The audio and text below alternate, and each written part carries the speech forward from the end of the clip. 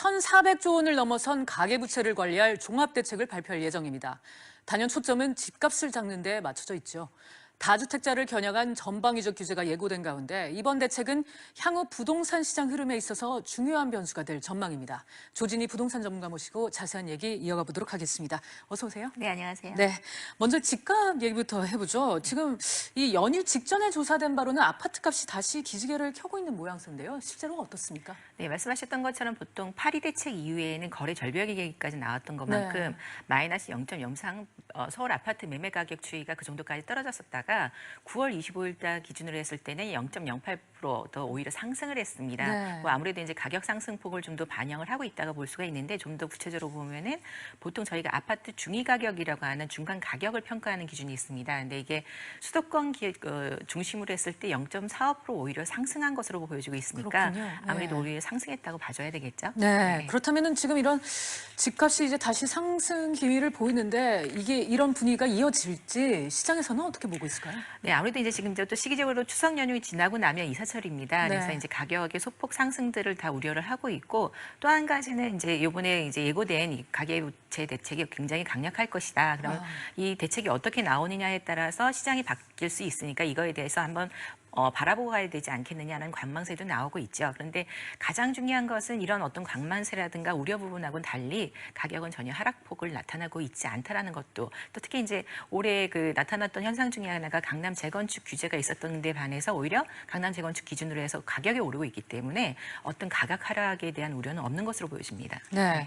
자, 이런 상황에서 역시 관심이 모아지는 거는 곧 발표될 가계부채 종합대책입니다. 일단 대략적인 밑그림은 그려진 상황이죠. 네, 가장 크게 이제 두 가지로 볼 수가 있는데요. 다주택자들에 대한 어떤 대출 규제 부분, 그 다음에 이번에 나타났던 파리 대책 이후에 풍선 효과를 나타나는 지역 중심으로 해서 오히려 더 사자, 그 다음에 무리한 신용 대출까지 받아서라도 구매가 좀 더 늘어나는 상황이었습니다. 그러다 보니까 여기에 따라서 좀 더 구체적이고 강력한 가계부채 대책을 내세워야 되겠다. 특히 이제 새로 나온 DTI라든가 DSR 규정 같은 경우는 DTI 같은 경우는 이제 내년부터 적용을 하게 될 거고요. 2019년도부터 이제 DSR 같은 경우는 이제 산술적인 계산을 좀 더 통해서 은행권들이 적응할 수 있는 시간들을 좀 더 주고 가겠다 이렇게 이제 나오고 있습니다. 네, 그러니까 전반적인 가계부채에 대한 종합대책이긴 하지만 초점은 집값을 잡는 데 잡혀져 있고요. 역시 이 중심에 서 있는 거는 다주택자 아니겠습니까? 여기에서 이제 거론되고 있는 게 말씀해주신 이 신 DTI라는 건데 이걸 정확히 어떻게 이해를 해야 할까요? 기존의 이제 총 부채 상환 비율이라는 거는 이제 말 그대로 한 달에 내야 되는 이자 부분, 어떻게 보면 금융 부채를 상환할 수 있는 능력을 보고 대출 한도를 정해줬던 것들이 있습니다. 근데 기존 대출에 대한 원금 외에 이번에 이제 신규로 받아야 되는 대출 원금, 거기에 따른 이자 부분까지 전체 통합해서 그다음에 그 원금을 더해지게 되니까 아무래도 부채가 더 늘어나는 상황이 되죠. 이걸 이제 소득으로 다시 나누다 보면 실제 기존에 받았던 대출 플러스해서 한도는 더 줄어들게 되고 앞으로 이제 2주택자 이상 될 경우에는 투기 지역이나 이런 경우에 이제 요율을 적용하다 보면 아예 이제 대출이 어렵다라고 보여지게 되겠죠. 그렇게 되면 아무래도 그 갭을 투자하기 위해서 대출을 끼고 사는 어떤 그런 방식은 어려워지지 않을까 그렇게 판단되어집니다. 네, 또 이런 분위기에서 지금까지는 이제 규제 범위가 뭐 서울 수도권 같이 이제 과열 양상을 보이던 것에 국한이 됐다면 지금 이제 전국적으로 확대를 하겠다 이런 움직임도 보이는 것 같거든요. 이거는 어떤 의미로 받아들여야 할까요? 우선 시장 상황에서 가장 불이 켜졌다라고 하는 위험 요소들이 있습니다. 우선 기본적으로 지금 가계부채가 한 5명 중에 1명꼴로 2주택 이상이 다중채무자로 나오고 있습니다. 그중에서 2주택 이상자 중에서 44% 해당되는 분들이 실제 신용대출까지 받아서 1인당 한 2억 2천만 원, 그래서 평균적으로 한 292조 원 정도 되는 금액이 지금 현재 부채 상환의 어떤 그 땅 걸림돌에 되어 있는 규모라고 볼 수가 있는데요.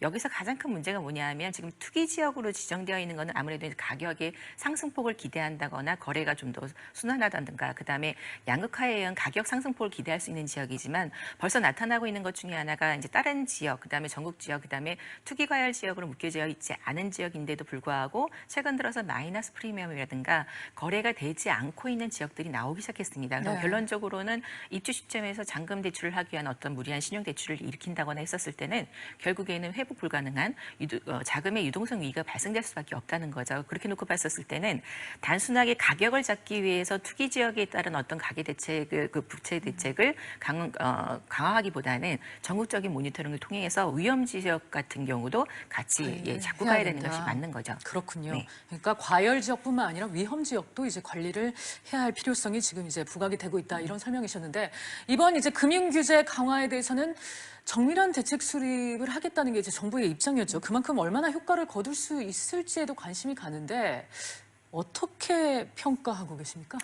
우선은 저도 이제 놀라운 평가들을 보고 있는데요. 네. 이제 보통은 이 그 다주택자들 중에서 갭 투자라는 것이 성행해서 무리한 투기 세력을 막기 위한 부분들이 어떻게 보면 여기 가계 대책에 이제 포함되어 있습니다.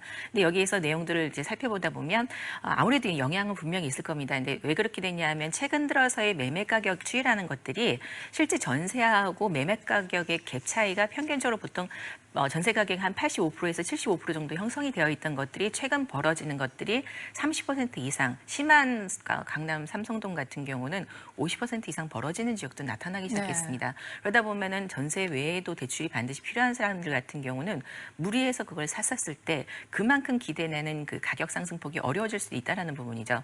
그런 부분에 있어서는 반드시 이번에 나온 그 가계부채 대책에 영향을 받아서 주춤해질 수 있는 부분들은 있지만 또 상대적으로 가격 하락이 어렵다라는 이유 중에 하나는 여유 자금이 굉장히 많은 세력들 같은 경우 오히려 그 이번 기회를 통해서 추가적인 구입을 하겠다라는 그런 반응들도 좀 있는 상황입니다. 그러다 보니까 이제 가계부채 대책에 있어서 무리한 그 대출을 통한 투기 세력은 잡을 수 있다라고 보여지지만 가격 하락까지는 가지는 않지 않겠느냐 그렇게 보시는 게 맞을 것 같습니다. 그러니까 이번 대책이 시장 흐름에 있어서는 이제 변수로 충분히 작용할 수 있다 이런 말씀이신 거죠? 예. 네.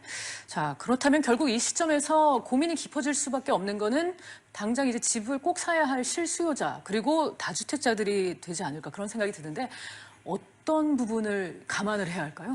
아무래도 이제 이번에 이제 기존 대출이 살아있는 상태에서 신규 주택을 갈아타려고 하는 실수요자들이 가장 큰 타겟입니다. 아무래도 이분들이 가장 어려운 것 중에 하나가 기존 대출을 갖고 기존 주택을 팔고 나오면 가장 좋은데 팔리지 못한 상황에서 신규 주택을 입주를 정해놓은 경우 같은 경우는 아무래도 그 대출에 대한 규제 부분, 어떤 2년 안도 안에 그 기존 주택을 팔겠다 이런 부분들이 있는데 실제 이런 부분에 있어서 가장 실수요자들이 걱정하는 것 중에 하나가 팔리지 않는 주택들도 있다라는 겁니다. 그러다 보니까 기간적인 산정 기준만을 정할 것이 아니라 실수요자들에 대한 대책 부분에 있어서 그 은행권에서 충분히 모니터링이 가능한 팔리지 않는 주택에 대한 대비점에 대한 규제도 분명히 필요할 것 같고요.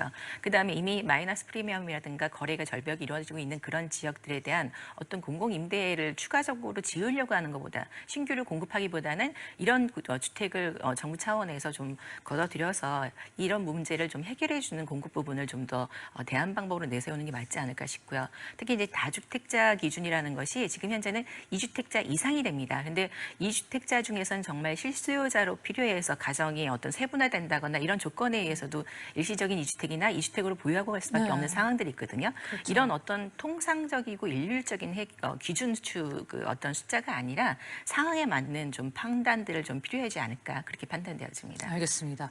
이 마지막으로 금융 규제 외에 보유세 인상 관련해서도 한번 짚어볼게요. 사실 이 보유세 인상 카드가 곧 수면 위로 떠오를 것이다 이런 전망들이 나오고 있거든요. 네. 전문가님은 어떻게 보세요? 아무래도 지금 정치권에서 제일 많이 얘기하고 있으니까 보유세 부분이 제일 관심도가 높은데 현재 이제 보유세를 얘기할 땐 보통 저희가 종부세 얘기를 제일 많이 합니다. 한 30만 명 정도가 종부세 대상인데 여기서 이제 증세 부분에서는 굉장히 큰 효과가 있었습니다. 이제 2014년도 기준으로 했을 때 그 종부세가 한 1조 2천억 정도가 걷어들였다고 한다면 작년 기준으로 한 1조 7천억 원 말 그대로 이제 상승이 됐던 거는 그만큼 부동산 가격이 상승되면서 가격에 따른 그 세율이 더 들어왔다는 면에서는 긍정적인 효과가 될 수 있을 것 같습니다. 그런데 보유세 부분에 있어서 다들 이렇게 주춤하는 것 중에 하나가 기준치입니다. 그러니까 어떤 6억에서 12억까지, 9억까지 그 이상이 되는 가격 부분으로 했었을 때 0.5에서 한 2% 정도의 과세 표준안을 세율을 적용시키고 있는데 이 세율을 올렸을 때는 실질적인 어떤 시장 가격에서 가장 큰 문제가 될 수 있는 것들이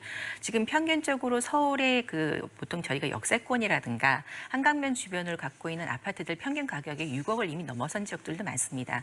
물론 이제 공시지가 기준으로 해서 과세 표준화를 정하고는 있지만 또 지자체 기준으로 했었을 때는 할인을 해주는 그런 부분들도 있습니다. 그리고 보통 공시지가가 그 시세에 비해서는 한 60% 정도 싸기 때문에 큰 무리가 없다라고 볼 수 있겠지만 이 과세안이 또 올라가거나 아니면 표준안이 또 올라가고 가격이 올라가게 될 때는 또 그만큼 또 예상치 못한 타격을 흔적을 잇는 세력들도 나오게 되는 거니까 아무래도 좀 더 신중할 수밖에 없고 특히 네. 이제 이번 정기국회에 입안되는 내용 중에 뭐 소득세라든가 양도세라든가 법인세라든가 통과돼야 될 내용들이 많기 때문에 그 시간 안에 다 만들어 나가기는 좀 어렵지 않을까 그렇게 보여집니다. 네. 일단은 그렇다면 이제 가계부채 종합대책이 어떤 식으로 나올지 그거를 지켜봐야 되겠네요. 언제쯤 나올 걸로 예상하고 계십니까? 원래 예정되었던 건 추석 연휴가 끝나고 바로 네. 되겠다. 그래서 이제 추석 연휴 기간 동안에도 많은 이슈들이 나왔고 또 뉴스 모니터링도 나왔던 걸로 알고 있습니다. 그래서 네. 이번 주나 다음 주 정도에는 국토부에서 이미 또 어떤 기준안이 예상치에서 나왔으니까 나오지 않을까 판단되어집니다. 알겠습니다. 전문가님 오늘 말씀 감사합니다. 예, 감사합니다.